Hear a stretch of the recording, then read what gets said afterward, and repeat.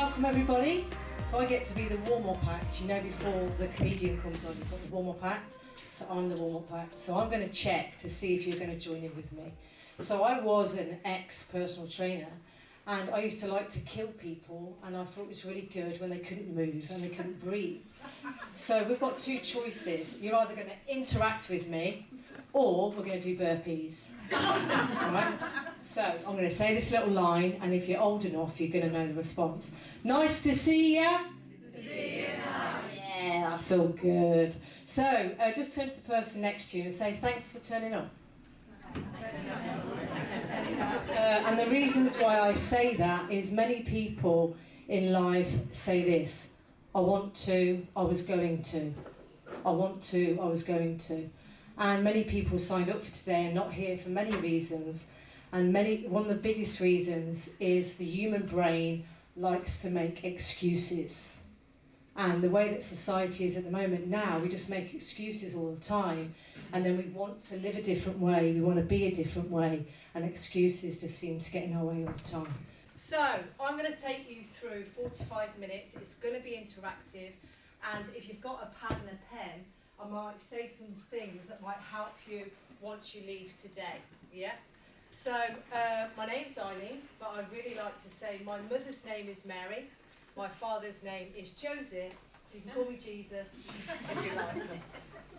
So I was a personal trainer for over 20 years, and I was also, and then a mindset coach for 10.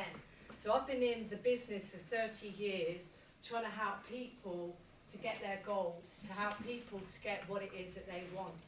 And within those 30 years, I've had a lot of experience of how come somebody goes out the front door in life and gets what they want.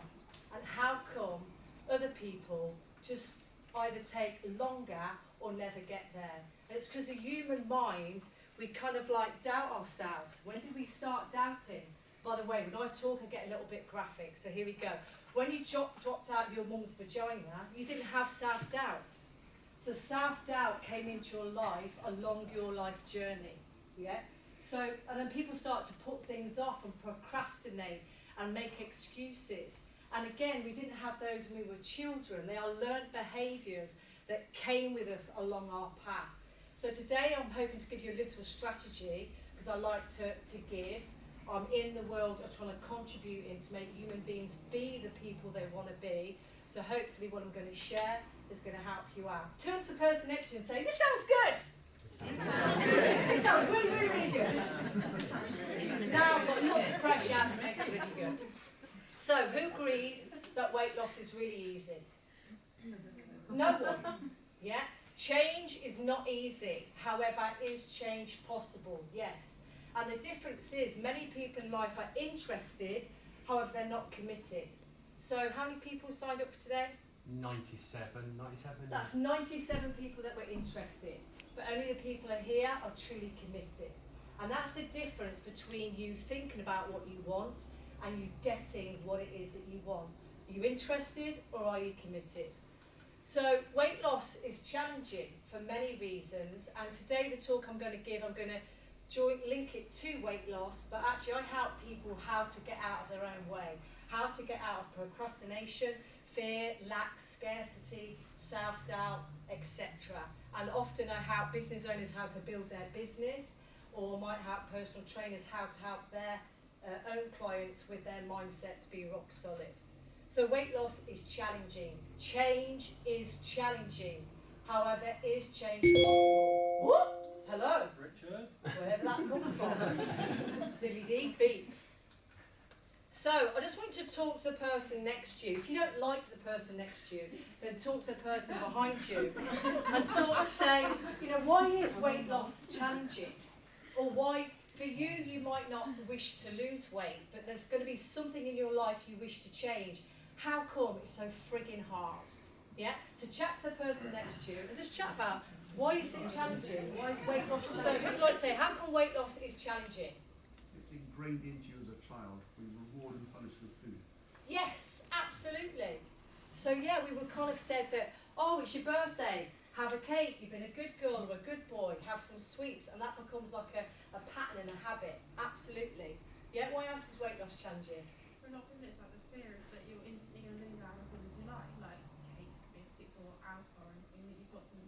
out on that and you're not going to ever have them again. Absolutely. Fear of missing out. There's a little thing for that, but I used to get it wrong, so I don't go there. Anyone else? It's an emotional crutch, eating. Yes, emotional crutch, eating. So here's things that I've gathered over years working with. I did start in the industry helping people with weight loss particularly. Now my mindset coaching has evolved to help business owners in their businesses. But eating is very sociable. It's seen as a sociable thing. So you're absolutely spot on. You don't want to miss out. Or you don't want to go to a restaurant and say, oh, I'm sorry, I'm gluten-free, dairy-free, sugar-free, everything free, because you feel like you're a pain in the arse. So that's a challenge sometimes. We're sometimes too tired to exercise. We all know we're meant to move, but then because of work, obligations, commitments, we go, oh, we're too tired. Yeah. Healthy food is not tasty. We kind of have a belief that healthy food can be boring and not tasty. Now we know this is a myth, but this is sometimes the brain kind of believes these excuses. Sticking to it, sticking to anything is a challenge for most people now when they want change. Sticking to the diet, sticking to the exercise regime, sticking to doing affirmations, sticking to being positive. Lack of time. So again, food prep, thinking ahead, because we live in this life where it's fast, fast, fast, fast.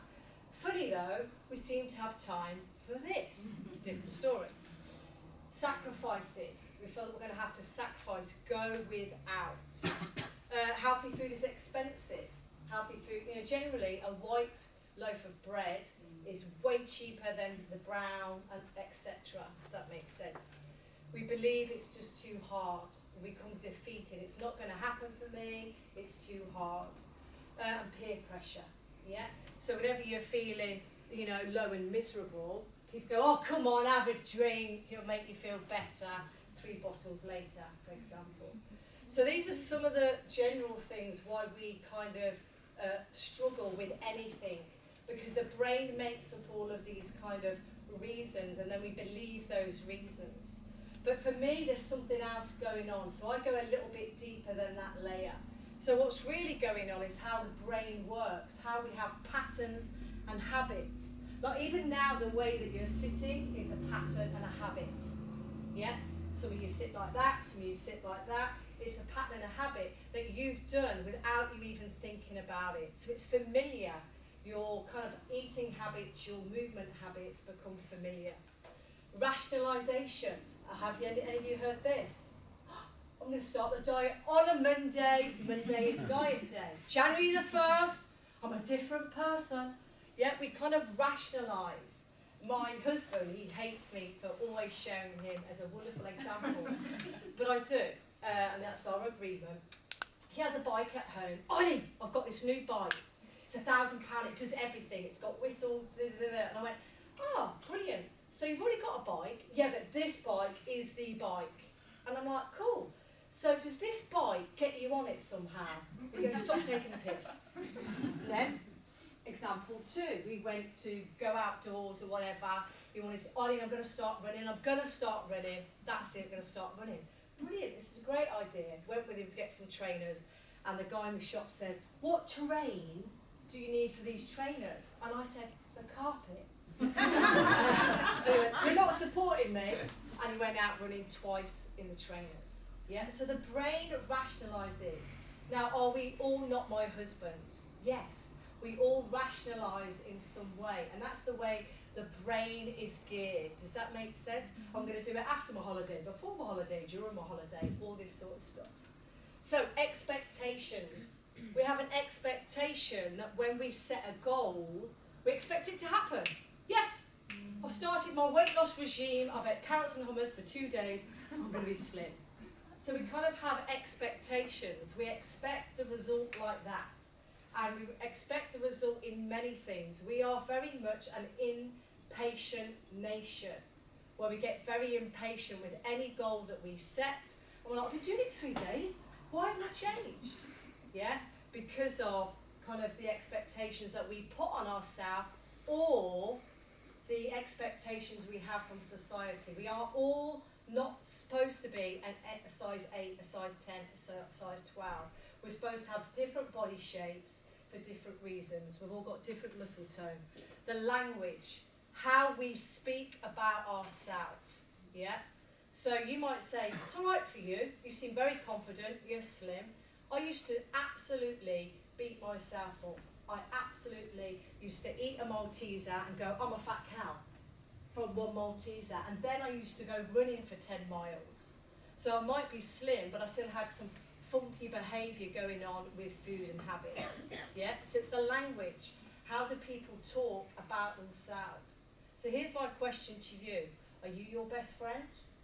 Or are you your worst enemy? And what's the reality? All of us in this room together, doesn't matter what your goal is, you kick your own ass, you criticise yourself and put yourself down more than anyone would. Are you in agreement with that? Yeah. So we've got to get out of that cycle. Shame, we start to then devalue ourselves. You know, I work with people in all different areas, and I actually now coach mindset coaches, and they say, you know, I shouldn't have a mindset problem because I'm a mindset coach. I'm a nutritionist, I shouldn't eat chocolate. And we make up all of this crap, but really we're human beings first with a lot of human behaviour. So we've got to stop shaming and devaluing ourselves. And then we blame. We blame. The cake said eat me, so I ate it. My friend. The weather's shit, so I decided to drink. UK, I'm stressed, gin, everyone drinks gin, it's the new thing, gin is it, yeah? So we start to blame, go around blaming things, and then all of these things are the 6 reasons that I look at. How come somebody is not getting the goal that they want? It doesn't matter if you want a confident body that you are proud of, if you want a loving relationship, or if you want a career giving you the profit that you deserve. One of these badasses is stepping in your way. So which one of those can you identify with? Which one of those can you see in your life that is in your way? Because all of those were in my life. And that's why I jumped from being a personal trainer, and I noticed people, they put so many expectations. They go, oh, Eileen, but I'm not doing very well. When I lift, 200 kg, I'll like who I am. And they got to 200 kg, and it was like, raise the bar, raise the bar, raise the bar. So, what is goal setting? Goal setting is supposed to be an action plan to motivate you, but most of us, as soon as we've written the goal, how do we feel about it? We feel shit. We kind of like create this pressure, yeah? So it's not motivated. And most people, when they're doing goal setting, they're not setting the goal correctly. So straight away, they're setting themselves up. As soon as you set the goal, you kind of set yourself up. So we've got to make sure that you're in alignment with the way that goals are written. And hopefully, we're going to share that with you now. So straight away, you're going to talk to the person next to you, because you can come and listen today, and I say, sod that. We've got to get interactive. We've got to start to understand one another. We're going to start to connect and start to kind of go, okay, how does my head think, and how can it think differently? Because I want to say this to you all. Every habit that you have in your life right now has got you to where you are. Every habit you have. So if you want something different, you've got to have a new set of habits, a new set of beliefs, and a new set of behaviours. Because all the habits that you've got have got you to where you are now. And that's why this can never be done. Because as people, what do we love more than ever? What do you think human beings want more than anything in the world? Happiness. Happiness, yeah? And that's a funny thing. We can't even fucking define happiness. We're happy for a second. Oh, I'm happy. And then we're either, when am I going to be happy again? Am I going to be happy as I was last time? So the human mind is like a massive game. But for me, what we're all looking for is deep satisfaction. We want to feel satisfied with ourselves. When we leave this planet, the last day, do we want to say, I should have, I would have, or do you want to say, I did? I did my bit. Not I didn't do as good as somebody else, that comparing crap. By the way, Facebook, I call it compare book. We've got to get out of that business, and instead we want to go, I did that, and I'm proud of me. Yeah? So chat to the person next to you and say, what goal do you want? What is your goal? It could be a weight loss one, could be a fitness one, it could be a personal relationship one, or it could be one to do with your business and career. Just chat to the person next to you and say, you know, what is a goal that I would like to achieve, and what makes me want that?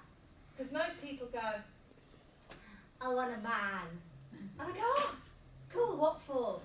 Because I'm lonely. It's not very inspiring. And then they go, oh, sod it, I'm not going to bother. Yeah? So we've really got to look at what's fueling the reason and the purpose underneath any of the goal. So chat to the person next to you, and let's see what you come up with. In fact, who would like to share? Yes. I've done it before. Yeah. I'm going to do it again. What's that? The goal? Yeah. Yeah. So, so a curveball came, and I lost my goal, and that curveball's gone now, and I want to get back to my goal again. Yeah. So you're really clear with what your goal is? Yes. Yeah. Cool. And what's the desire behind the goal? For me. Yeah. For nobody else. For me. Yeah. So can you identify out of these which one of those then comes up that kind of blocks you from getting it? All of those come up. All of them. How honest is that? Yeah. She's an honest individual. Absolutely. It's only because I've been for a hypnotherapist and that all comes up. Yeah. Like you said, I've got anger, and somebody's put that there, Yeah. and I keep it there. Yes. And like you said, I wasn't born with it. No. It's been nurtured. Why am I angry? And mine is from my past, from Yeah. my childhood. Yeah. That's never good enough. What you've done is not good enough. Yeah. Your school, what you look like, your clothes, what you cooked, it was all from my parents. Close, that's what your name is? Helen. Helen. Can you, with what Helen's just said, if you agree with any of that, can you just stand up for me? So I just want to show you the power. Yeah. I just want to show you the power that I'm going to stand up here now. Inside all of us are these beliefs: I'm not good enough, I'm not smart enough, I'm not skinny enough, I'm not tall enough, I'm not sexy enough, etc., etc. And that's the shame that is fueling the habits that we don't want anymore. And that's why we've got to undo them. So everybody's the same. But we kind of make up this story in our head, I'm the only one, it's only me. So what we can do, we can definitely, what Helen says, and by the way guys, you sit this down, don't want to burn too many calories, it's school night, is that we can start to unravel them. Once you start to identify your own pattern, the belief I'm not good enough is a made-up story along your journey. And what it really means, and if you can write this down, this is a golden nugget, it's not true, it's bullshit. You've always been enough, you just didn't meet somebody's expectations. Yeah? So it's not that you're not good enough, you just didn't meet somebody's expectations. You either believed you didn't make your mum happy, you either believed you didn't make your dad happy, you either believed you didn't make your brother or sister happy, or a teacher happy, or a football coach happy. Does that make sense? So it's not that you're not good enough. So as soon as you start to change your language, which is, I'm not good enough to lose weight, I'm not good enough to have money, I'm not good enough to have a partner, rather than, okay, that's not true. The truth is, maybe I didn't meet somebody's expectations. Because it's very hard. People say this to me. They go, oh, I've got this inner core belief I'm not good enough. We all have, yeah? And then they go, I've been looking in the mirror, and I've been going, I am good enough, I am good enough, I am good enough. And this boy goes, fucking hell, you're not. We all have that inner chatter. Does that make sense? That's trying to pull you down and pull you backward. So affirmations work, but the reasons why they don't work, the brain doesn't fully believe them. Does that make sense? So we have to change our language, yeah? So when every time Helen says, I'm angry, and I was angry from a child, she feeds that belief. So instead, she wants to say, part of me was angry. Another part of me was a happy kid. Does that make sense? So we've got to learn to change our language. Same as, imagine you've just ate something. So this is what we do, all of us do this. We go, I'll just have a bit. That's rationalisation. Just a little bit.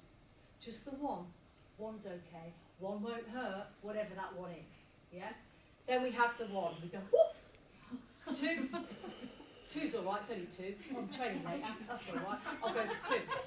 And then before you know it, the whole packet of hobnobs gone. You're like, who ate the hobnobs? Yeah? So that's how the brain works. It works with rationalisation.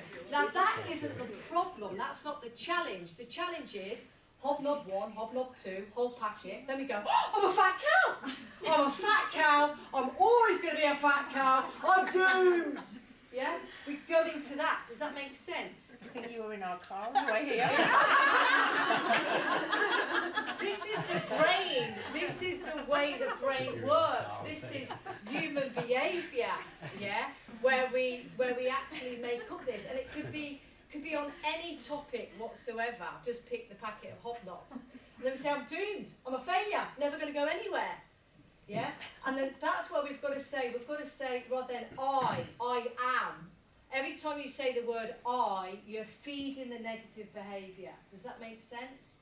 And I used to go, oh, I've ate a packet of Maltesers, my fat cow. There's no fat on me. In my mind, I was a hippo. Does that make sense? Because it's a mind thing. Because it's coming back to a value thing. Do I truly love who I was? Whose expectations did I meet? Whose expectations didn't I meet? Do you all want to play a funny game again? Yeah. Stay seated, yeah, if you met your parents' expectations when you were a kid. Stay seated. So stand up if you didn't. No. Good. What? To the back of the room. Stay seated if you met all your friends' expectations. Stay seated if you meet your bosses and your colleagues' expectations. Yeah. No, stand up, Chris. Stay seated if you meet your own expectations. It's impossible. Yeah? It's impossible to meet our own expectations. Do you know why? We frigging change them every minute. We change them every day. We actually don't know what expectations are. We get a partner, we go, I like you, you like me, ducky ducky, let's go, let's be together. And then we're going, oh my God, he expects me to empty the wee bin on a Wednesday. Oh my God, he expects me to stay with him on a Friday. And we don't communicate. Does that make sense? We don't communicate our own expectations with ourselves because they change all the time. And that's when it gets really confusing. So the more you say, I am this, I am that, you are going to keep feeding the belief. So from this day forward, when you eat or drink something that you judge, afterwards, can you say, part of me doesn't feel good for eating that? Yeah? I just want you to all say this out loud. And I know some of you won't believe this, it's not something you say. Just say, I'm a failure for doing that. Just say it out loud. Now, how does that make you feel? Yeah, I'm fucking motivated. It makes every cell in your body, every muscle, every bone do this. And how do most people walk around in life? Hello. In fact, they're like this now, aren't they? This is everyone. Oh yeah. Go to check social media, see what I'm missing, which is fuck all, but I'll check it anyway.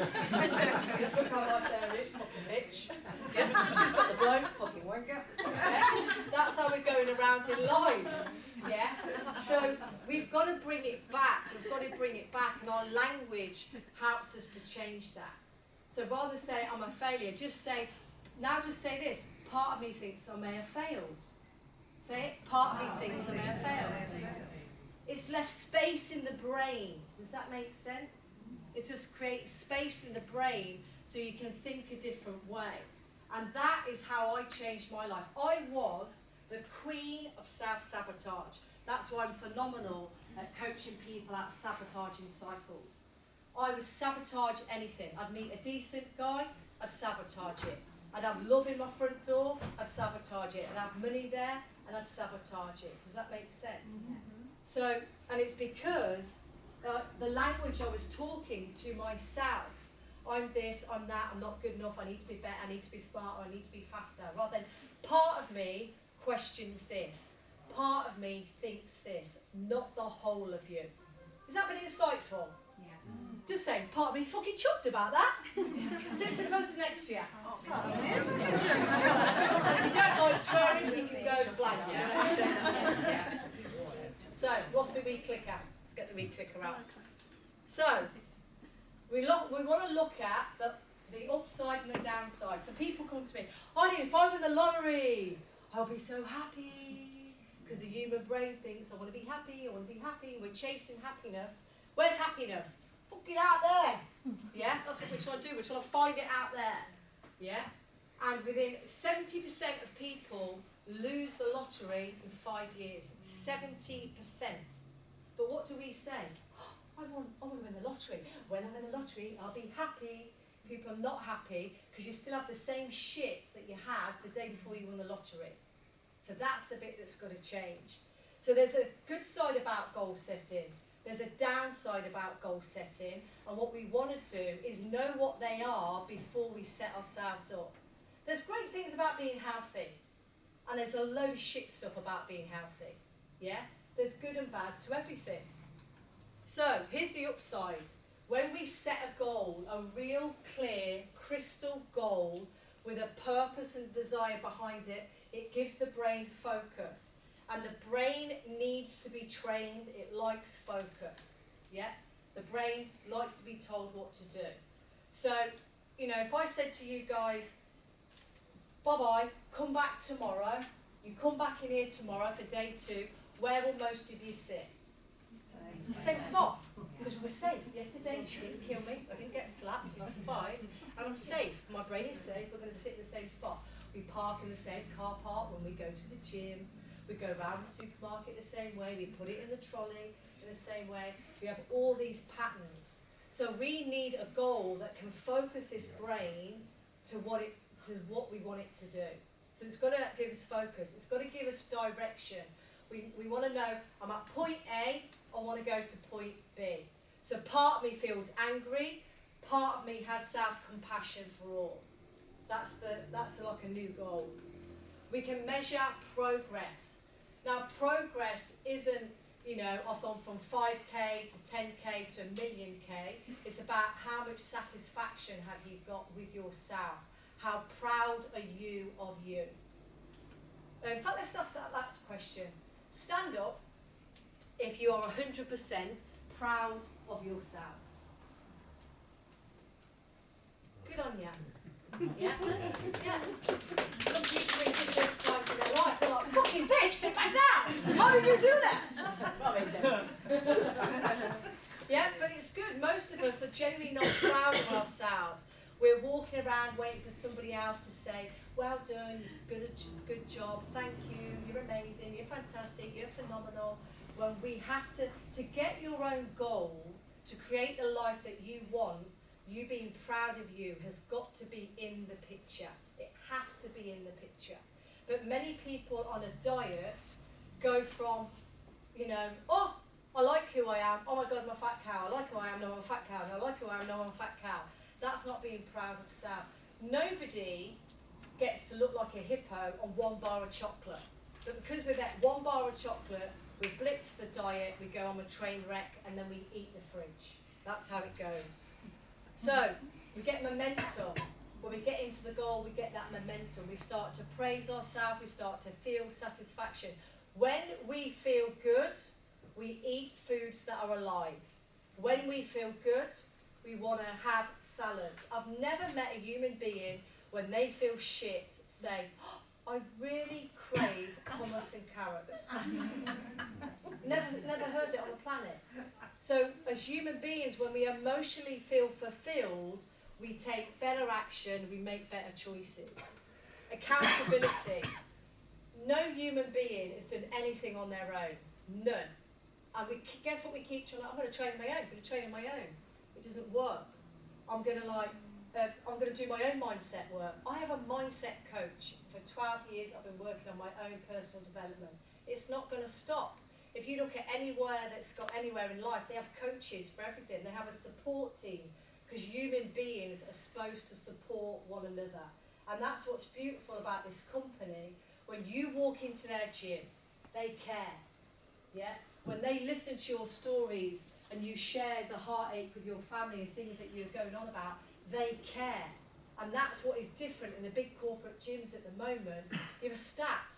And I used to work in big corporate gyms. They do not give a shit because they're not owned by the direct people that care. Does that make sense? Mm-hmm. So we want to have that support, and we're not meant to do things on our own. We're supposed to do it. We need, like, imagine this, you're a little child, we're all children, and we all crawled. Some of us crawled, some of us rolled, some of us did weird shuffling things on your bum. But we all eventually stood up and walked. Imagine if we stood up and no one did anything. So when we all started to walk as kids, what did our outside environment do? Come on, little Johnny! Oh my God, he's walking! Oh my God, he stood up! It's a picture! Oh my God, he walked! Yeah? As children, we naturally need support. We need encouragement. Does that make sense? And then we try and get our goals on our own, and it doesn't work. We need a team of cheerleaders to cheer for you until you cheer for you. So here's my question, who cheers for you? Because if you don't know how to cheer for you, you need someone else to cheer for you until you can learn it. And then you will do it, it'll become like a natural thing for you to do. Satisfaction. That's the great thing about goal setting. It makes you feel alive, and it makes you feel, do you know what, I've done that, I did that, I got that, that was me. We all love that feeling, yeah? And we can achieve great things. That's the only way we've created change in this world, is by setting a goal, getting out of our own way and taking action. So the downside of goal setting for many is it creates more fear. It can create more internal pressure, frustration. Oh, I've been trying it 3 weeks, why am I not there yet? Why am I not there yet? I've been growing my business, I've been doing all the work, I haven't got the clients yet, I haven't got them yet. Because we get frustrated, because we are so addicted to instant gratification. Do you want to know the biggest instant gratification? And it's done on purpose. There's Netflix, you're watching it, what happens with that red fucking button? 4 seconds, next episode is coming up, yeah? Why is it red? It's pulling you, it's brainwashing you, so your brain can see it to be drawn back in. And you go, I'm only going to watch 1 episode. 3 series later, 5 days later, yeah? But you haven't got time to train, you haven't got time to food prep, because we're getting pulled into stuff. Does that make sense? All the time. So we get frustrated. We feel let down. We feel like we let other people down, or we feel that we're letting ourselves down. So that's why a lot of people now go, I don't know what I want. Eileen, I don't know what I want. I'm not even going to set a goal. And they go through life existing. And my belief, and it's my belief, you guys are here because you don't want to exist. You don't want to just go day by day by day. You don't want to work 9 to 5, EastEnders, eat kebab and chips, go to sleep, wake up, 9 to 5, EastEnders, bag of chips, go to sleep. Because you want more from life. Yeah? Envy and comparing. We compare.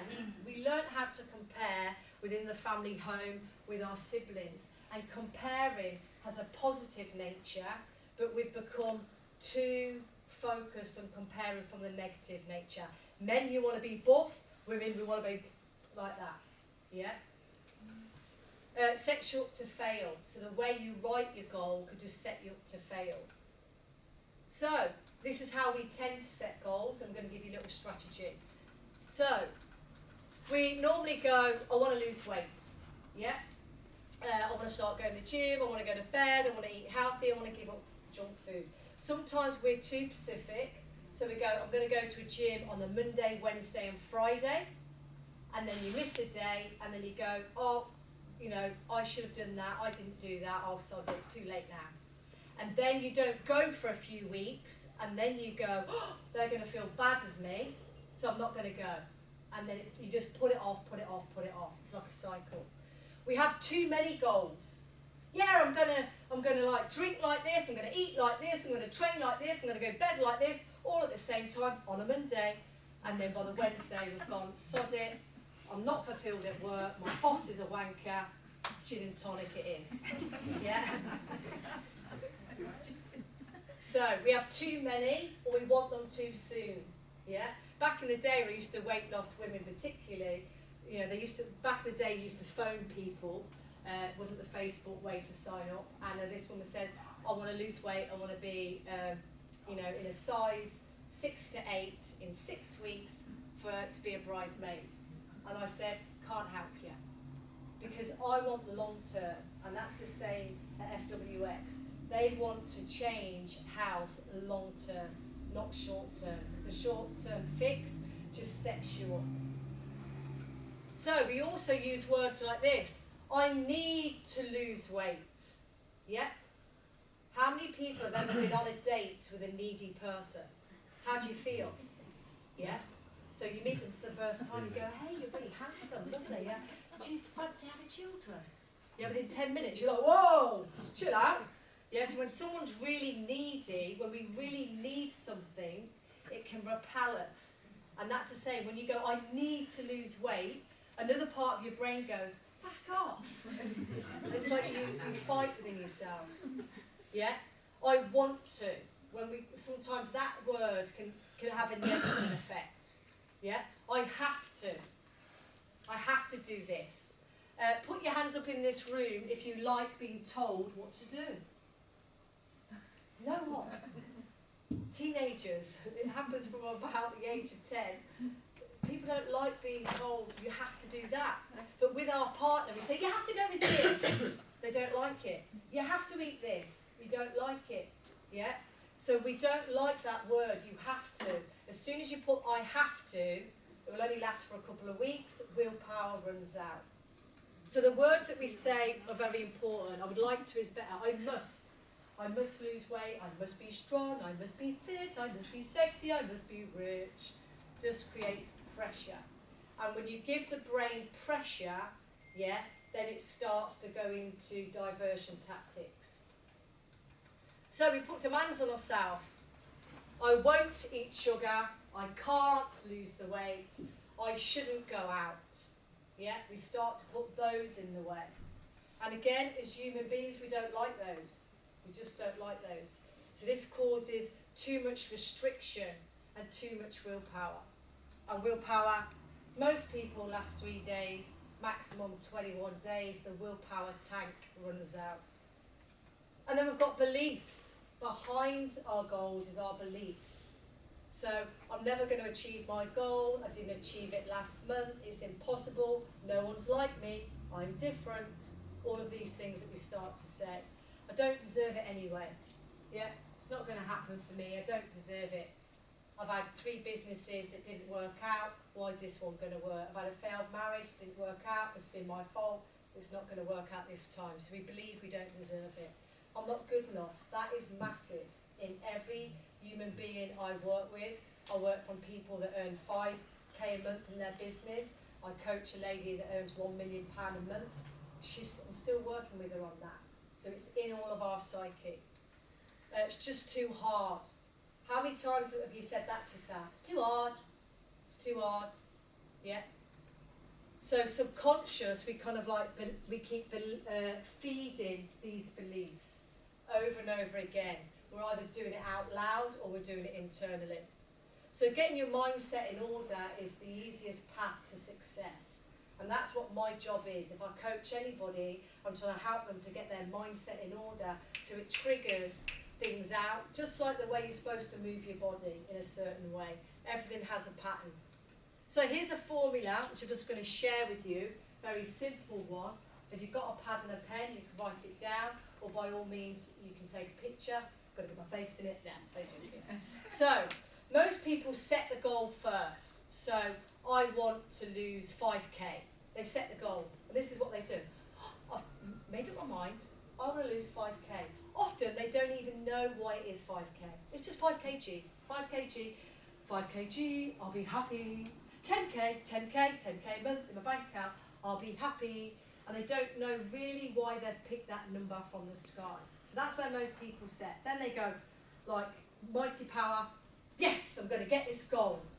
Day 1, whoop, whoop.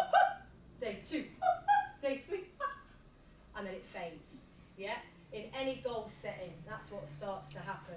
Because they've just set the goal, but there's not the foundation at the bottom of the true meaning. There has to be a purpose to anything. There has to be depth. When there's depth, we change. Then we've got to look at the beliefs.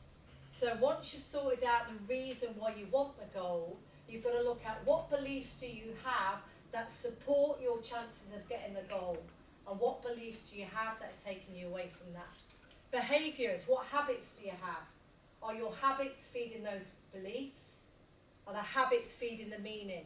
Then what action are you taking? Yeah. So most people just set the goal, I'm going to go to the gym, and they haven't done the meaning, the beliefs and the behaviour, then they quit the gym. Yeah? I'm going to grow my business.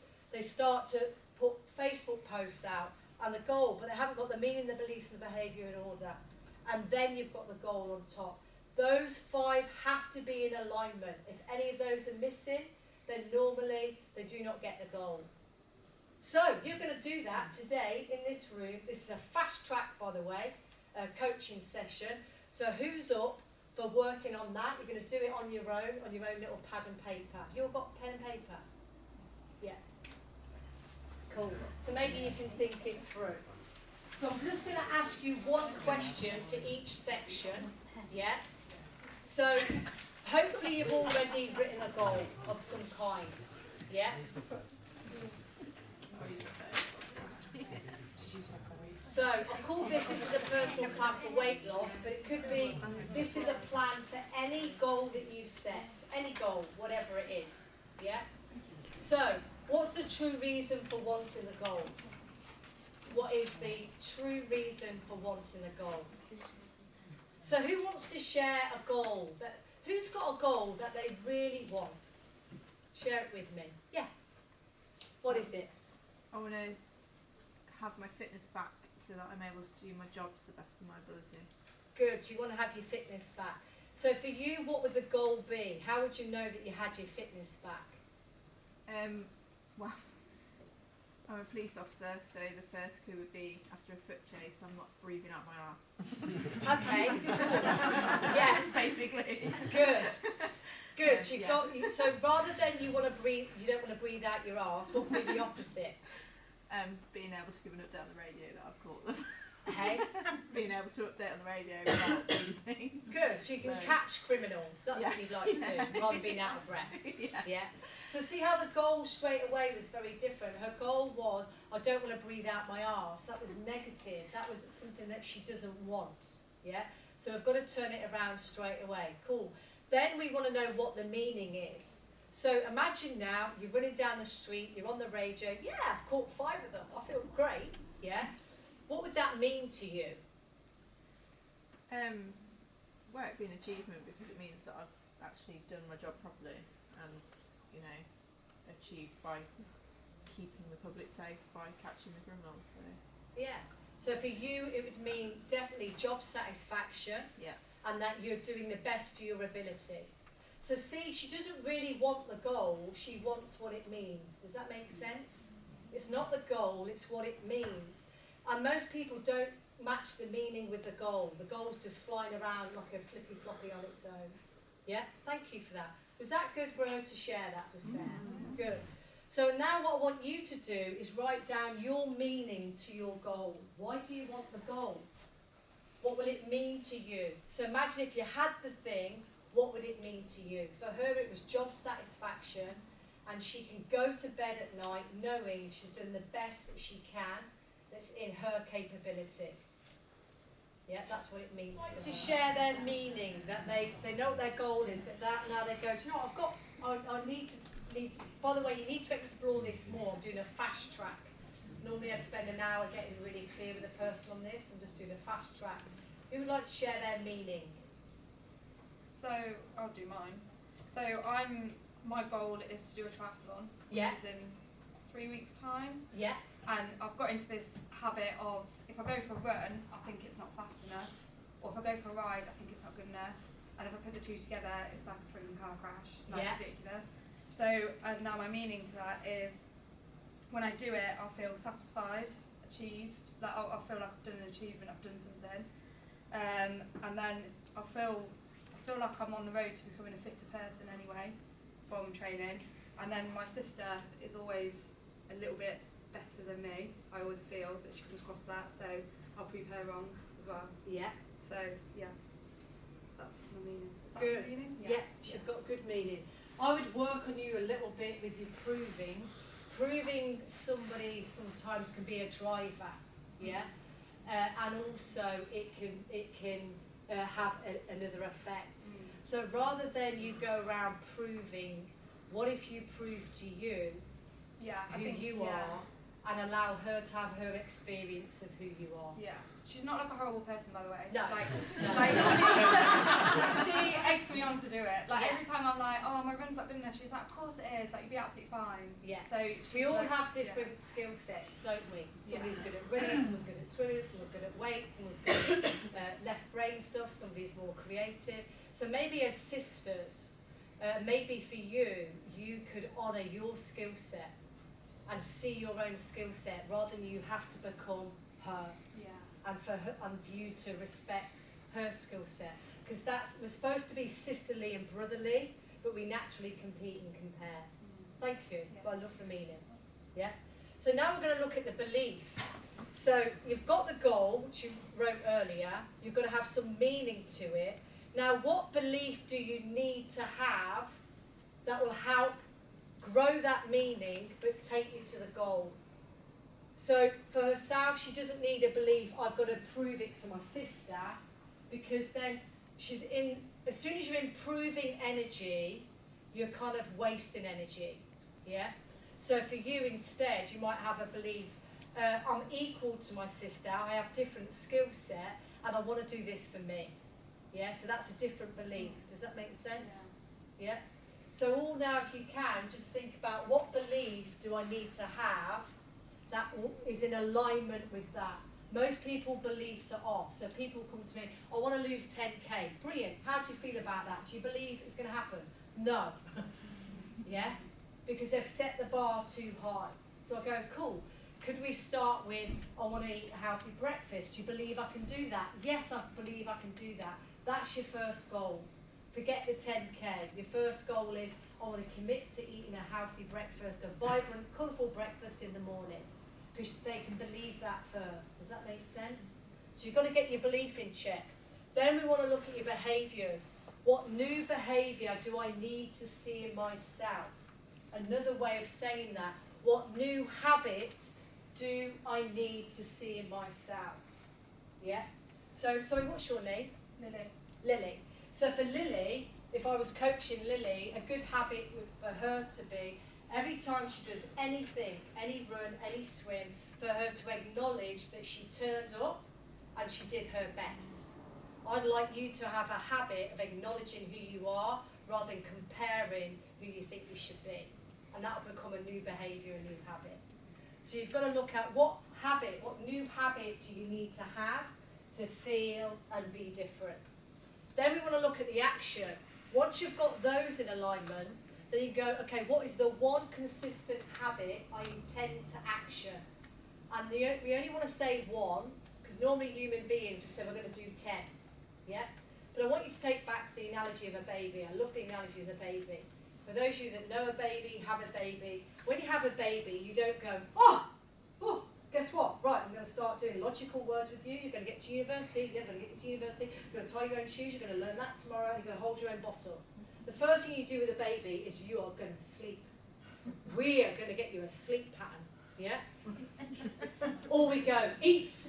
I'm just going to get you to eat. You don't give a baby 20 commands. Does that make sense? So my little grandson, he was learning to hold his spoon. I wasn't saying, pack your school bag, do this, do that. It's like, okay, let's just aim it this way. Yeah, just this, follow me. Does that make sense? It's one thing at a time rather than loads of things at a time. So it can become a habit. And when a client's got the habit of breakfast, they can do the habit of water, the habit of something else. Yeah? So one action, not 20 zillion. And then it's the goal. So when they are in alignment, I kid you not, when I work with people, when they are in alignment, you're getting the goal. You are getting the success. Who likes the idea of that? Yeah. Who from now on is going to start? That's a tiny little model, and I can go deeper into that. But who from now on, rather than just picking a goal out of the sky on its own in isolation, is going to give that some thought and some dedication? Yeah. So turn to the person next to you and say, "I'm up for that." I'm up for that. Good. Let's do it. So, if you wish to, there's a little leaflet in your bag.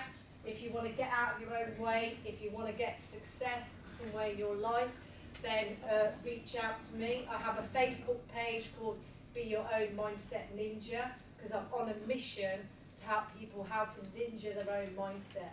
When we learn how to get out of our own way, we get what we're all looking for. We're looking for peace, we're looking for clarity, yeah, we're looking for connection, and we're looking for self-satisfaction. So the shoe does not, I'm going to say this Irish, sorry, the shoe that fits one person pinches another. There is no recipe. We're all different, we're all meant to be different. There's all things that work differently for us. So that's me. Thank you for listening. Thank you.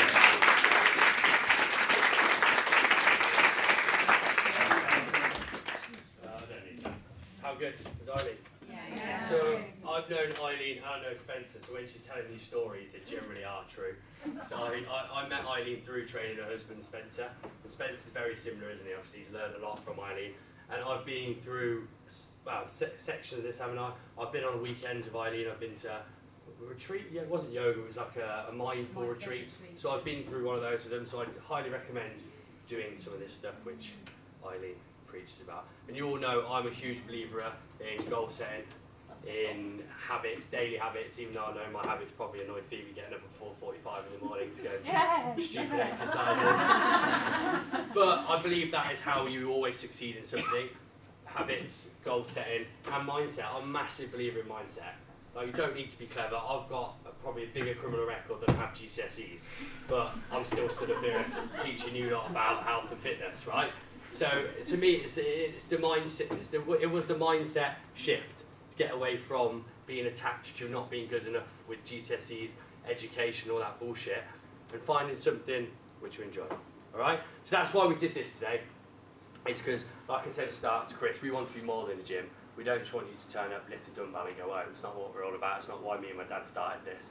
There's more to fitness, health, and there's more to a gym than just dumbbells and weights, right? So that is the main reason we did this. We are going to do more of them in the future, but I hope you enjoyed Eileen. Now we've got Beth. So I know there's a lot of people in the gym which are either pregnant, we've got a few today, haven't we? Or are interested, especially training-wise, in pre- and postnatal. I have a lot of people come and ask me about pre- and postnatal. A few people have asked me, and I've literally said I don't have a clue. It's not something I specialise in. Pregnant women is not my forte. Women's not really my forte, to be honest. Nothing is. So I kind of pushed that to the side. So I thought today I'd bring a specialist in who can give you some proper sound advice, just like Eileen did. So I'd like to welcome. I'm Beth. I created Embody Training, which started life as a personal training company. And kind of as I worked with more female clients, I realised that there was a real gap in how we train women when their bodies are going through change. So whether that's pregnancy, post-baby, menopause, I work with people who have been through gynae surgery, breast cancer, because actually our bodies are suddenly quite different and we don't always know kind of how to manage those changes. But I'm here to talk about pre- and postnatal. Hopefully you'll go away feeling like you've learned some stuff. So here we go. Oh, there we go. Dynamic as well. Takes me back to like corporate world, coming in from different angles. So We take about 20,000 breaths a day, but we very rarely think about how we breathe. But actually, this is kind of like the foundation of pregnancy and postnatal training, because actually the way that you breathe changes when you are pregnant, because you are growing a baby. It's taking up quite a lot of space. You don't get the same depth of breath that you might have had before. And you know, we all know that when we're a bit stressed or anything like that, we go into like that chest kind of breathing, that really shallow breathing. So we talk about breathing and we link that to the core and kind of what the core is and the unit that we use, because we tend to think about the core maybe being our abs. We tend to think about pregnancy, postnatal, maybe pelvic floor. But actually what we want to do is join all of that together, because it is a unit and it works together. So we want those muscles and those parts of the core to be coordinated to provide support and to be automatic as well. So thinking about alignment can improve your core. So we want to feel connected to our core during pregnancy, post-baby, because its ability to work as a unit changes. And our alignment and the way we stand changes when we're pregnant. We tend to kind of go into this a little bit because we've got that extra load. And when we look at alignment, when we improve alignment, we can improve the connection to the pelvic floor and the core muscles. So we don't just want to like move people into different positions, because actually we can get a little bit stuck in certain positions. So I look at kind of releasing what is tight and strengthening what is weak. So I think we sometimes think that training mums to be and training mums kind of looks, I guess, significantly different to kind of training anyone else. But actually, to be efficient, we want to train mums and mums to be for the lives that they live inside and outside of the gym, because actually the movement patterns that you do as a mum, lots of this, lots of this, lots of everything, are kind of the patterns that we see in the gym and that we train people in. So squats and lunges and deadlifts and all of those things. And what we want to think about doing is you know, particularly on the other side for mums, is breaking down those movements and building them back up. Because actually, I'll go on to talk a little bit about getting back to exercise post-baby. Don't necessarily want to rush back into the gym at 6 weeks, have my 6-week check and be good, and kind of throw some kettlebells around and, you know, do some box jumps and kind of things like that. Actually, we want to be breaking those movements down and building them back up as we build strength through the core and the pelvic floor. So I'm going to talk a little bit about the last month of pregnancy. People in here, it's wonderful, because for me this really represents like a completely different approach to training.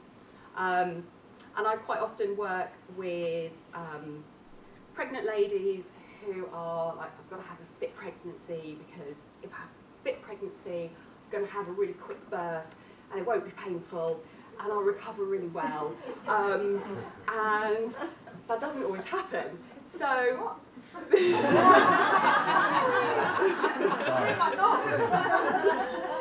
sorry.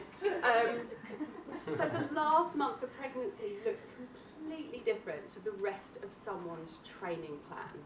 So, and I don't really tend to kind of care whether that prior to that they were doing kind of like, you know, running a marathon at, you know, 25 weeks pregnant or anything like that.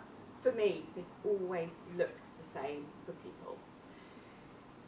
Last month of pregnancy is about reducing that intensity, because you're about to go through something which is incredibly physical. It's going to take all that you've got. It's way worse than a marathon. So actually, it's about reducing that intensity, increasing the rest, thinking about nourishment, so really feeding yourself well. It's about getting those naps in. It's about affirmations. It's about positive stories, positive birth stories. It's about visualization. It's about hip mobility, get baby into a great place. It's all about those things. And it's also when I talk to people about recovery, because actually we can start that recovery process literally as soon as someone has given birth. But quite often we have this gap of 6 weeks, someone goes off, have their baby, they come to a class or something like that, it's like 6 weeks or 12 weeks or whatever.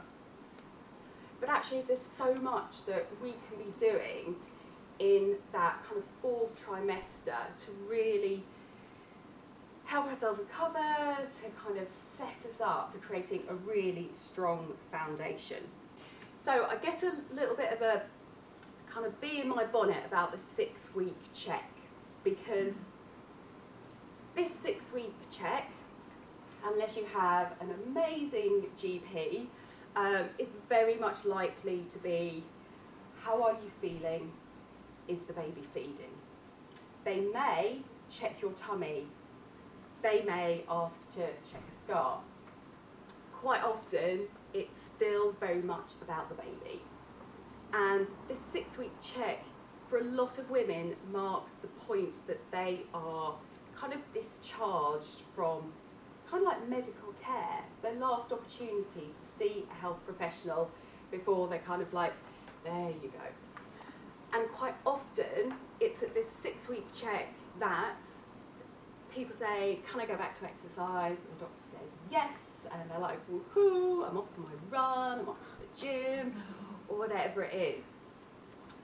But actually, even if you have had quite a, I can't really think about how to word this.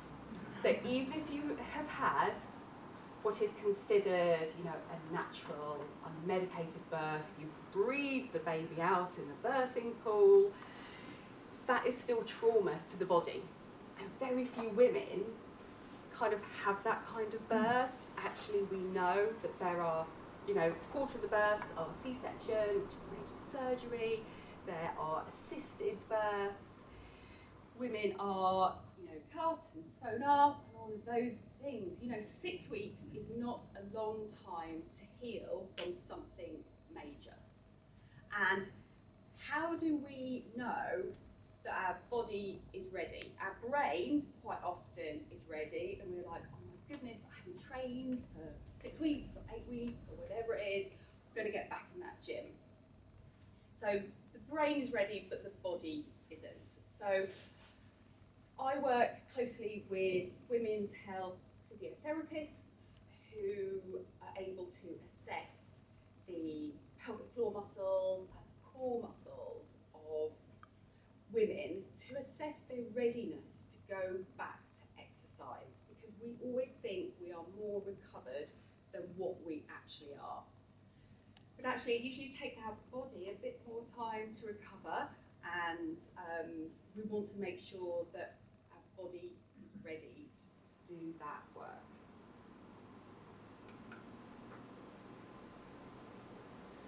And then there's the bigger picture of kind of like these motherhood considerations. So you know, for me, when I talk to clients, I ask them all sorts of questions outside of kind of, you know, fitness and nutrition and those things. And I ask them about how much they're sleeping, which if you have a little baby, it probably isn't a huge amount. My children are 5 and 2, and we still have some wonderful sleepless nights, which is great.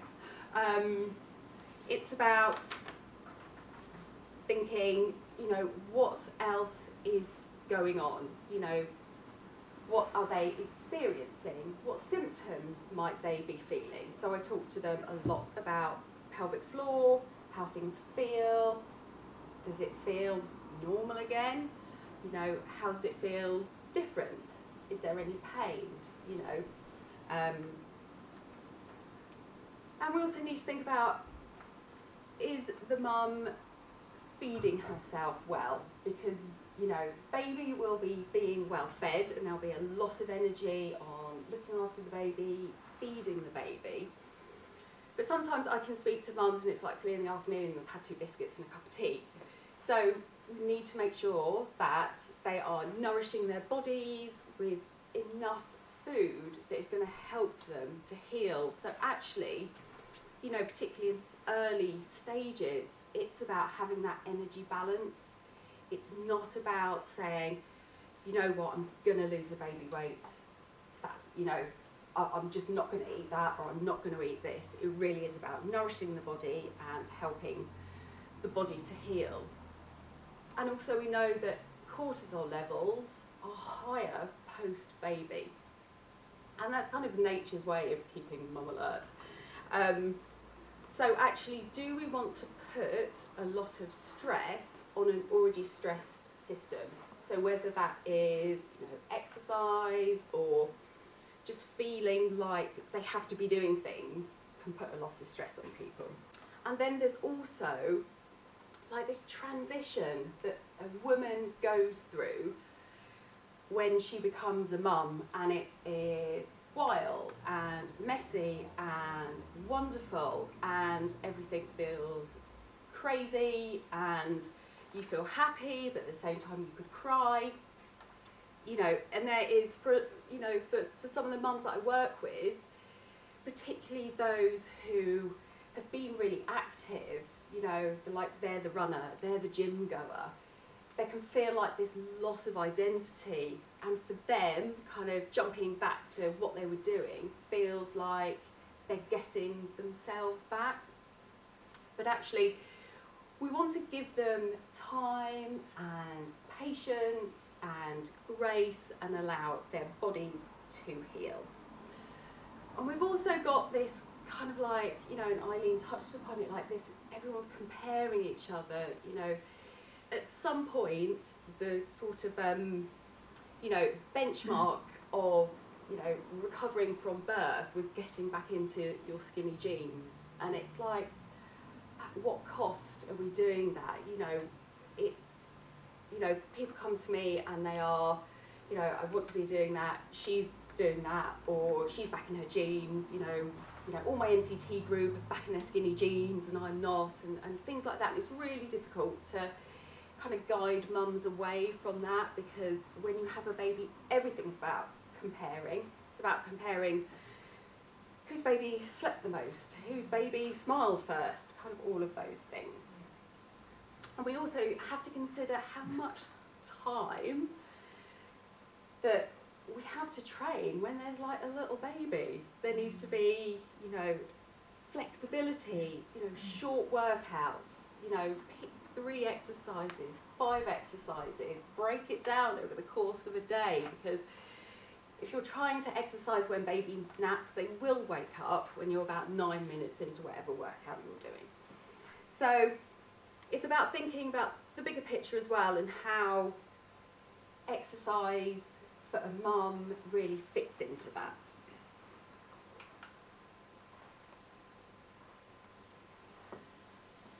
So I talked to some of my clients about coming here tonight and talking, and I talked to them and kind of said, you know, what are some of the things that you had kind of wished you knew a little bit more about? And a lot of people said, I just wish someone had told me that this stuff might happen.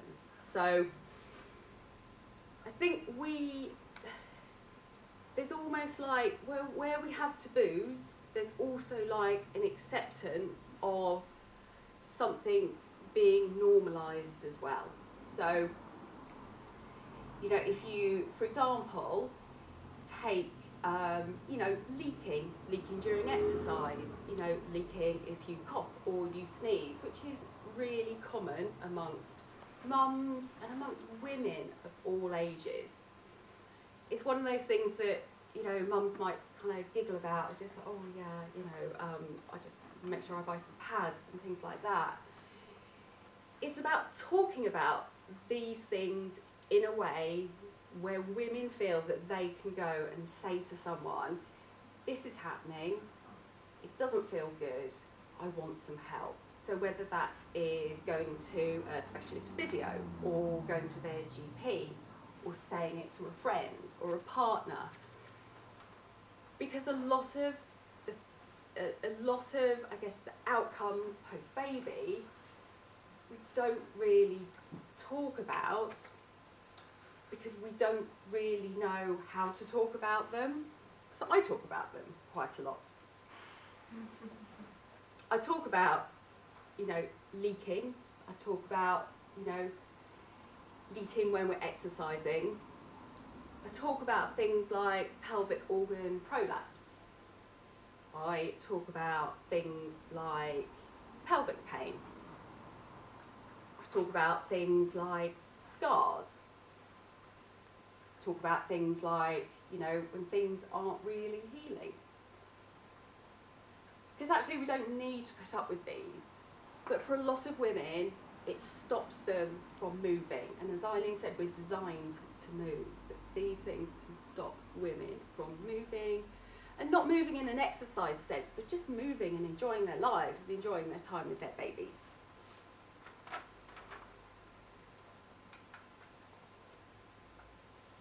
So I'm going to talk a little bit about diastasis. So, don't know, has anyone heard about diastasis? Anyone aware of it? Yeah, yeah. Yeah, so we used to think of diastasis as being like a separation of our tummy muscles, and that it was like a gap. But actually, what we know is that it's more a thinning of the tissue which runs from here down to the pubic bone, which stretches during pregnancy to accommodate a growing baby. That is a total natural adaptation. And for many women, once they've had the baby, they feel things are, you know, we talk about things kind of coming back together. But actually, a lot of the time, that can remain a little bit weak. For a lot of women, it feels like their problem area, whatever they do doesn't work. They're doing loads of, like, you know, sit-ups and all those sort of abdominal exercises to kind of improve it. But actually what we know is it's more than just a gap. It's partly the gap, is also how does that feel? It's like the depth of the tissue. For some women, it's all about bringing those like abdominals back together. But we don't know, because I don't think I know anyone who has checked their tummy muscles before they got pregnant. We don't know if they were there. Not always about bringing them back together. It's about creating tension through there to strengthen. And that kind of goes full circle back to the breathing and being able to connect and engage the core muscles. And we also know it's more than just some diastasis safe exercises. It really is a whole body approach, thinking about breathing, thinking about alignment, thinking about nutrition, thinking about scars.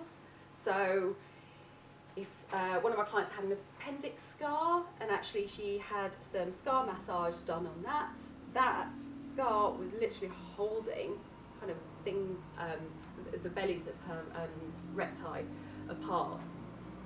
So we're kind of moving on in our thinking of kind of these,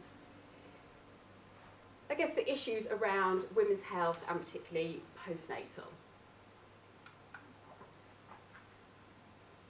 And then lastly, I just thought I would talk you through story of one of my clients who I worked with during her pregnancy with her second child.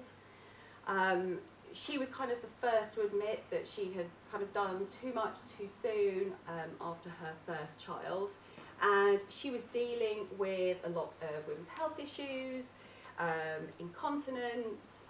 She felt that she didn't have any confidence to do anything, and I worked with her during pregnancy and post-baby, and I took her through a return to running program, and those issues that she had experienced, and she was down for surgery, she no longer experienced them, and she was able to kind of reclaim her active life again. And for me, that's what it's all about, is kind of helping women reclaim their active lives. And pregnancy and postnatal can be a time where, you know, there's so much information, it's really confusing, people aren't really told the full picture. So, you know, I think it's important that we do kind of tell people everything that might happen. Thank you.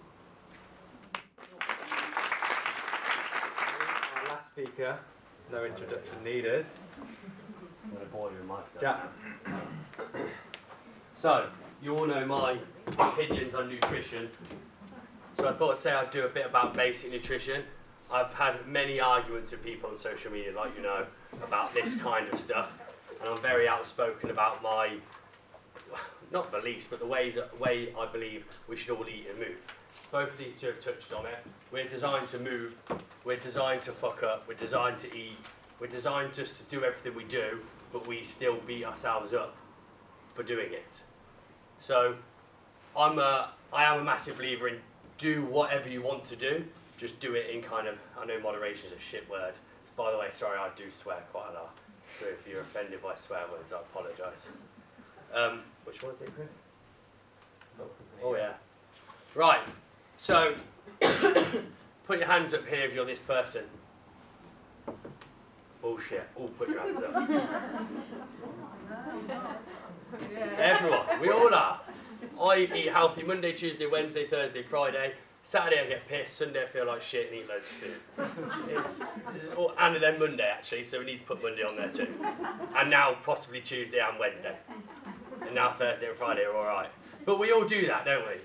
We all eat healthy Monday, Tuesday, Wednesday, Thursday, Friday, and then we're like, oh, do you know what? We've done so well this week, we're now going to reward ourselves at the weekend and eat rubbish and drink. Like we're a dog. We're not a dog, we're not a pet, we're not an animal. Like, we don't need to do this. But this is 90, actually everybody, all the time. Everyone who comes in our doors does this. And actually, I haven't met anyone that doesn't do that, we all do it. Who's this one? Absolutely mental. All day, every day. Just session all the time. But again, a lot of us have done that. Especially, I know Kim has, Kim's expressed this many times.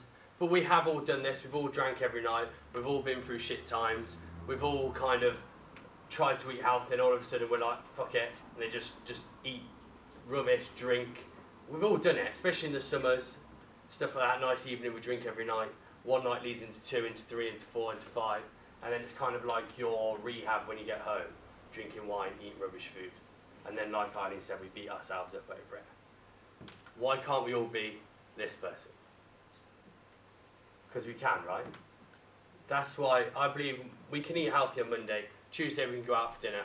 Wednesday we can drink grenade shakes, that's it. But then we got pizza, chicken, wine, go out for dinner on Sunday. We can all do it all. We can all eat unhealthy foods. Because there isn't really such thing as an unhealthy food. Not one food's going to kill you. Not one glass of wine's going to make you an alcoholic. It's just by doing that thing over and over again. It's by eating bad food all day long. It's by snacking at the whatever count. I've never worked in an office. Whatever you do at the offices. It's when you get home and you drink wine every night. It's when you do everything all the time. That's when it becomes unhealthy. McDonald's isn't going to kill you. Nando's isn't going to kill you. But having it all day, every day, probably won't kill you, but probably won't make you feel too great. So, do you all know what a calorie is? A lot of people don't. It's surprising that people don't actually. People walk around Tesco's and I read the calories and ask them what it is, and they're like, I haven't got a fucking clue. But that is what a calorie is. I'm not going to read it out because I can't read off the board. We'll be here for the next hour. But this is why, to be honest, that stat's probably wrong now. It's probably higher than that. That we are now at our record of obesity, overweight, diabetes, just generally we are so unhealthy. And there's two main reasons, and one main reason is food is so easily accessible now. Every corner you go to now there's some form of fast food, or there's bars, or there's just convenience food that you can pick up. We're all looking for convenience nowadays. Our lives are so quick. Like I know we do it, it needs to be quick. Or I'm really bad for this, walking around eating. I walk around with a meal in my hand, talking, walking, working, doing these things. That's unhealthy. You should put time to eat. Like you should concentrate on the foods you are eating. You shouldn't just be doing this because your body doesn't know what it's doing. You're just shoving food down, or you're running past some shop and picking up a sausage roll, and you don't really know what you're doing. It's because everybody wants convenience and fast food. You can have fast food, which is healthy. But I am like a big preacher on, we're going to come on to it again in a minute, MyFitnessPal, macronutrients, calorie counting, all that kind of stuff. It can be unhealthy and it can be healthy, you just need to be in the right mindset. But you have three, like a calorie, you have three main macronutrients. Do you all know what they are? What is a while with it? Come on. Come on, you three should know. Of course it is. Oh no, it's coming. Carbs, fats, proteins. Who has been led to believe that carbs are going to make you fat? Yeah, come on. Again, you're all lying tonight. Yeah. Who's been led to believe that fats make you fat? Yeah. I don't know about this one. Who's been led to believe that protein makes you fat? Someone probably, more than likely nowadays. I'm going to go back to it actually. Oh, bloody hell. So, carbs, fats, proteins. None of these are going to make you fat. It's a consumption of them all. Too much of it. Like carbs, obviously, it really pisses me off when people are like, I'm going on a no-carb diet. Like, why? Who wants to go on a no-carb diet? Who doesn't want... Carbs are the best things in the world. Why? Some people don't, yeah. But some people... So they don't work for some people, but then, again, I'd be like, you probably haven't spoken to the right person. Potentially. Because carbs are what fuel our body. We need carbs to make us work. If we have no carbs in our diet, your body will create them anyway. So if you're allergic to carbs or carbs affect you really bad, your body needs them. And if it didn't need them, it wouldn't make them itself. So it makes them from the rest of things. But having too much protein, having too much fat, and having too many carbs will make us fat. That's all it is. Simple as that. So who have tried some of these beautiful diets? Greg's diet. Greg's diet. Greg's diet. It's like a sausage roll diet. Sausage roll diet. It's true. It's true. I haven't tried that one yet, but so we've got keto, we've got a shake diet, we've got Greg's diet, Slimming World, Weight Watchers, Paleo. We've all tried them, right? No? None of them? Oh, bloody hell. So what have you two tried then? I know, yeah. Because it screws your head up. Yeah, it does, yeah. Dieting does screw your head up. That's kind of one of the things about all these. You're probably all going to say, so I think I'm going to say that they're all rubbish. They all do work. Every single diet on there does work. But there's one main thing that they all have in common, and what is that? There we go. So that's all it is. You could eat sausage rolls, I don't know how many calories in 3 times a day. It's probably not that many calories, but you're going to lose weight. You could go to Slim and Will, count your stupid points, and you will lose weight. Sins, whatever it is. Shaming sin. You can go. Yeah, you can go to. Sorry. They're not that stupid anymore. Do you know what? Slim and Will have actually changed their process, whatever you call it, recently. It's actually become a lot better. They took away the unlimited pasta and whatever it was before, and actually used some common sense. Weight Watchers, again, hundreds of thousands and millions of people have been super successful in Weight Watchers. Paleo, I like paleo. So does everyone know what paleo is? Yeah. So it's kind of like a caveman diet. So imagine how a caveman would eat nuts, seeds, root vegetables, meat. Yeah, so it's like, yeah. So if it came out the ground that way, then that's so like bread, for example, is not paleo one bit, even though people have made paleo bread now. But say chicken, carrots, potatoes, the paleo diet, I like the paleo diet, but again, it's just healthy eating, really. That's all it is. Paleo diet is just healthy eating. But it's taking away processed foods, so breads, pastas, taking away all the stuff which doesn't come out the ground looking that way, which, it's okay. But you can't have wine and pizza. Actually, you probably can have wine, grapes, innit? So, yeah, exactly. So what is the perfect diet? Who knows? Tell me, come on. Oh, bloody hell, have you not read this before? You probably have, actually. Yeah. Yeah, so the perfect diet is what you can stick to, and what makes you happy and what you enjoy. Like, there's nothing worse than waking up in the morning and thinking, oh, I can't wait to have oats made with boiling water, chicken and broccoli, and then air at night or whatever you have. Like, no one fucking enjoys that, do they? Like, we don't even do that. Like, even when we dieted for shows, we don't do that. We eat a lot of food. But there isn't a perfect diet. There's one you can stick to. But it's true. If you can stick to the sausage roll diet, stick to the sausage roll diet. If that brings you happiness, stick to it. If it's the paleo, it's the paleo. If it's Weight Watchers, it's Weight Watchers. If it's whatever. Vegan's different though. Meals out. Oh, bloody hell. Oh, blooming hell. No, it's meals out and fast food and food that tastes decent. So we all like going out for food. If you can't go out for food, then you're not going to enjoy the process. Weight Watchers.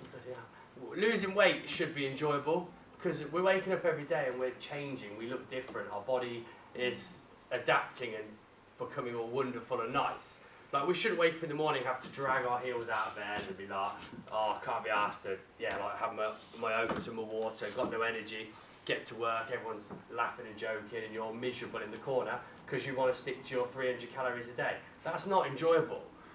Going and having food with friends, drinks, wine, that is enjoyable. And then being able to wake up the next day, stand on the scales and you've lost weight, that's fun. We're going to stick to that.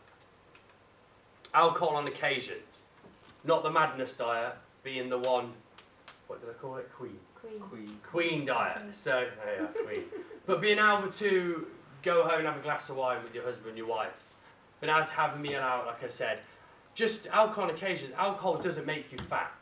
Too much alcohol then makes you make bad decisions.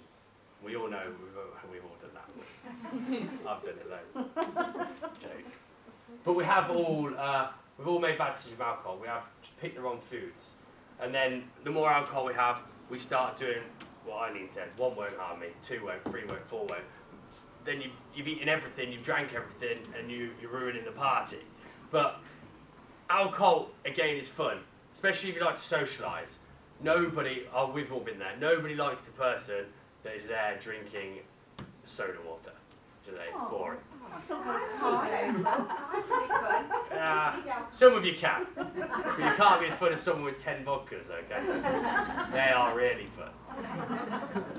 But they can be fun, yeah. But if you're doing it all the time, but the thing is, if you enjoy to drink, and then you're that person that enjoys to drink, then you go to a party and your friends are like, why are you drinking? I'm drinking soda water.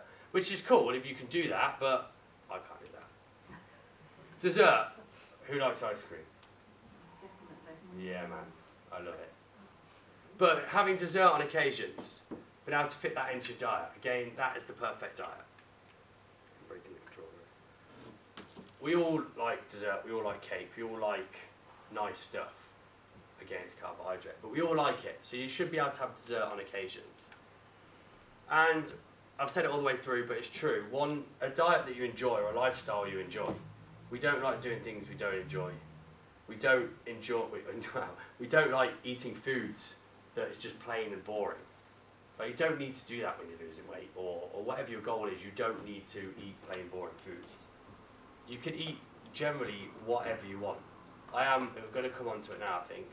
We've got one more. Where's that one come from? Yeah, so one that meets your goals. So if your goal is weight loss, fat loss, I don't really like the word weight loss because you probably heard me say it before. We don't need to weigh anything. It doesn't matter what we weigh. It's pointless. We stand on a scale and it's just a number. It doesn't matter really. It's the way you look and the way you feel, the way you function, and the way you kind of just feel about yourself. If you look in the mirror and you're like, fuck, I look really good, but you weigh 10 times more than you ever thought you should, it doesn't matter, does it? It doesn't matter at all. Not one bit. I love this awesome app. So, again, I was talking earlier about habits and routines. This is one habit, or is it habit or routine, or is it both? Habit and routine you should get into personally. If your goal is weight loss and you are serious about losing weight, forget your sins, forget your points, forget whatever. Calories are key. Losing weight or whatever your goal is, it is calories. If you can't do it, then I think you can do it. It takes 2 minutes. It's so easy. If you're really serious and you really want to commit, is kind of laziness that says you haven't got the time. Yeah, we all got the time. Stop scrolling through Instagram pointlessly. They're rubbish. Instead, walk around scanning your kitchen. No, seriously, walk around scanning your food. But it just takes 2 minutes in the morning. When you get up in the morning with your cup of tea, whatever you do in the morning, with your morning routine that you should all get into, start planning your food for the day. Just being more prepared. We all plan our days. Oh, hey, well that's a bit where I'm going to sell to you in a minute. We all plan our days. Obviously. We all plan our days, don't we? Or we all plan our weekends, or we all plan our week. Yeah? But one of the main goals, or one of the things that we're most unhappy about is ourselves and our weight. But we won't plan our food. We won't sit there and we won't write down what we've eaten on a daily basis. We won't track our foods because we can't be asked. It takes too long. None of us will do that. A lot of people won't. I know a lot of people will. Or people will get into the habit of it and then all of a sudden they'll be like, oh, I can't be bothered anymore. I know how much that price weighs. Or they have one bit of bad food and they think, no, I'm not doing that. Yeah, they throw it all out the window. They like have a little bit of a cock up and throw it all out the window. One day if you go over your calories, doesn't matter. It matters about on a weekly basis. If you break your calories on Monday, Tuesday, just have 50 less. Wednesday, have 50 less. Don't have 50 too much on Monday, then have 5,000 more on Monday. Because then you just cocked it all up. It doesn't matter on the daily basis, on the week and on the month, then it matters. So you just need to track it and just spend a bit of time on this app. Because this is what has kind of brought our business and our clients the most success. We preach about this all the time. None of our trainers can start in the business unless they have kind of revised inside out MyFitnessPal, haven't they? Yeah. I would never ever sit there and give someone a diet plan because it doesn't work. It's rubbish. If you give someone a plan like that and say stick to that all day long, unless you're competing in a competition, you're a bodybuilder or a sports player, or you're really, really serious about getting in shape, then a diet plan will work. But 9 times out of 10, you don't want to. You can't even track MyFitnessPal, let alone sticking to a diet which is chicken and broccoli every day of the week for 7 days. It's not going to happen. I don't know. It's just kidding yourself. So having flexibility in your diet is the key to success. If you can wake up one day and eat whatever you want. Like I love going. Well, even though we eat the same foods, but I love going shopping. So there's so much nice stuff that you can buy.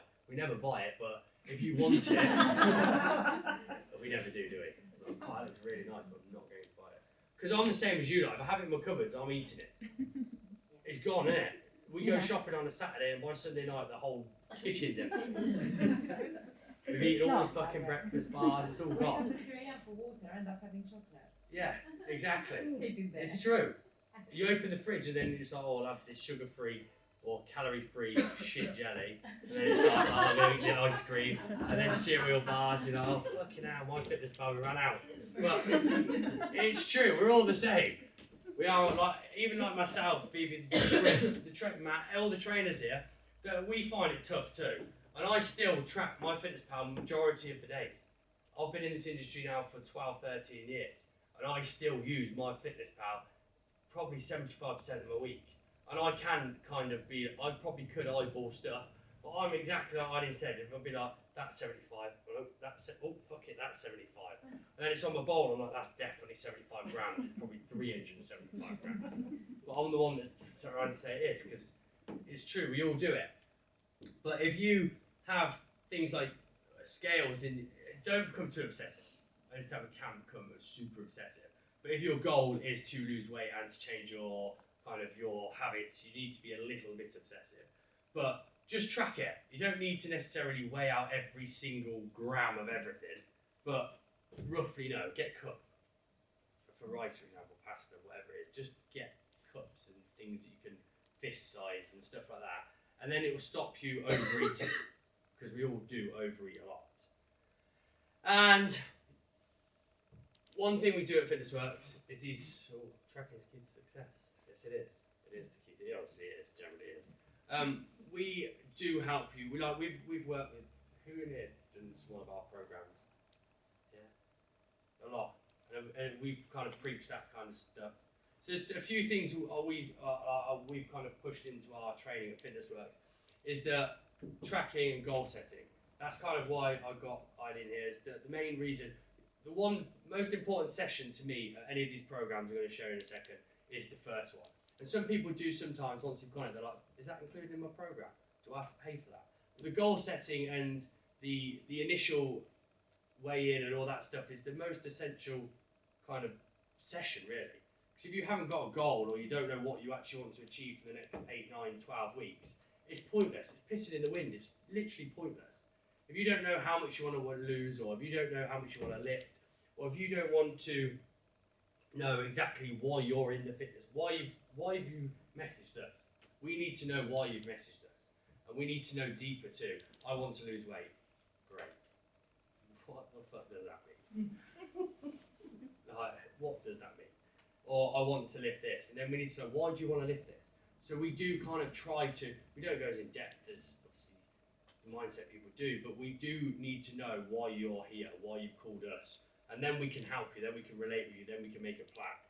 So we do go through it all. We have programs here at Fitness Works, Shred in 6, Stronger in 6, Strong Fit Lean. What we do on these programs is we take you back to the start. So we literally start with just sitting down and talking.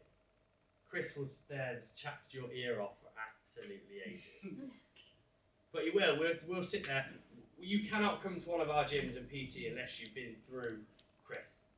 It doesn't happen. And then if Chris decides that they're not really a fit for our gym, they come to me, I'll sit down with them. And we have recently, we've sent people away. We said, you're not ready to do this. And I think I've sent a lady to Eileen. Because sometimes you do need more. So like Eileen said earlier, we do generally care. We're not just a gym. We'll do all your body fat percentages, and we'll do all that kind of ugly, horrible crap stuff. But then we'll sit you down and try and ask you how that made you feel. And then why is it important to get to where you now want to go? And then we take you step by step and guide you all the way through it. This is in your books. If any of you are interested in just coming to have a chat with Chris or myself, if you want a consultation, it's all free. Like this tonight, it's all free. We sit down at Kenilworth Gym, we have a coffee, and we just generally talk a load of rubbish. And then we talk about what you want to achieve from it, where you want to go, whatever your goal is. If you want to get stronger, lose weight, whatever it is. It can be, we've had the weirdest and wonderful people in the world. Yeah. But we are here just to listen. And if you don't want to do any of that, thanks for your time.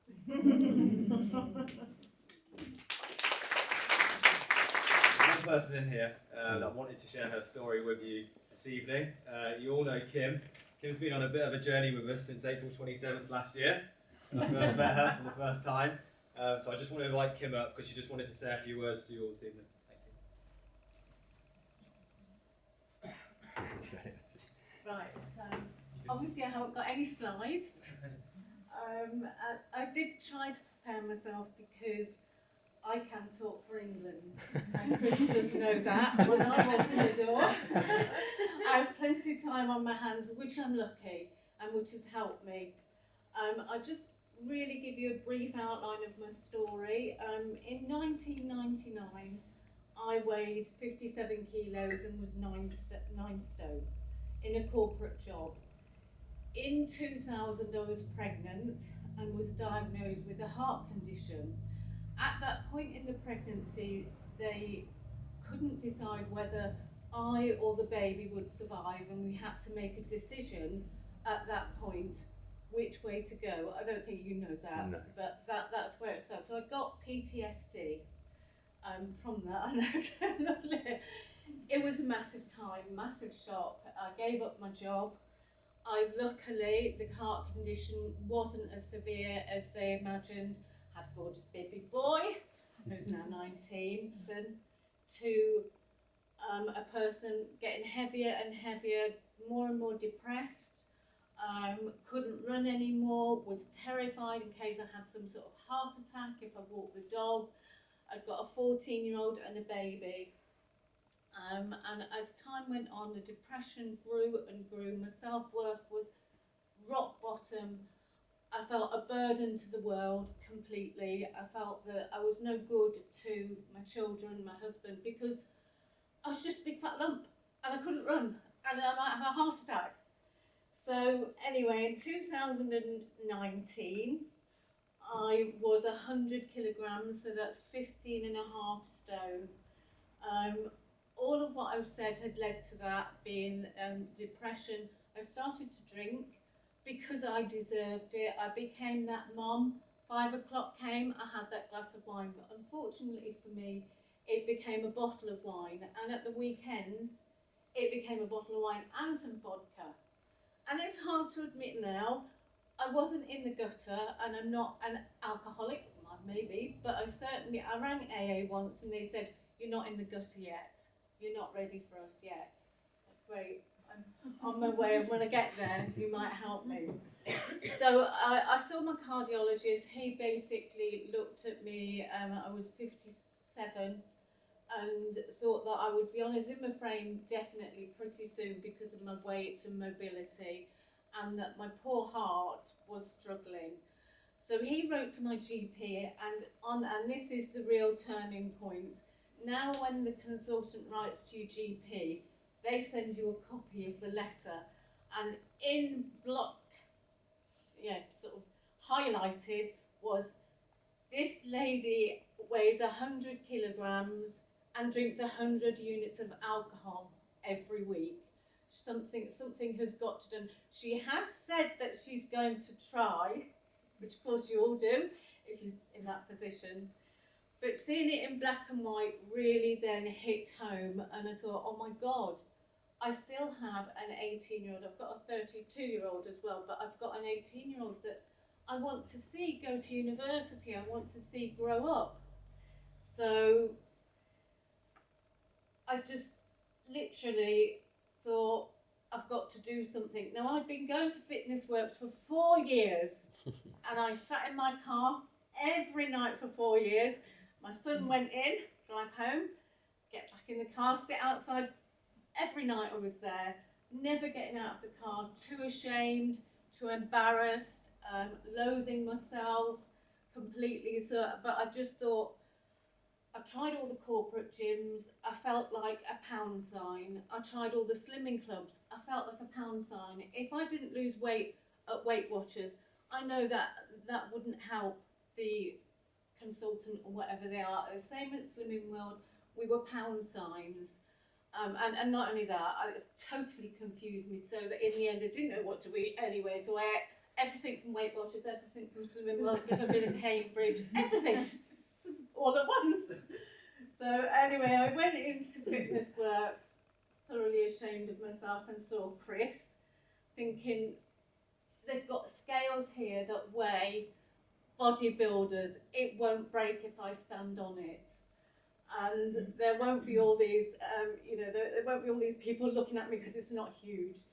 and I spoke to Chris, and that was a big turning point. I got the help. I can't even remember which program I started. I just started on a program. I did have a goal, and at that point, because for all the 19 years that I was ashamed, there's barely one photo of me with my son growing up, and I wanted to be in a photo looking fairly decent.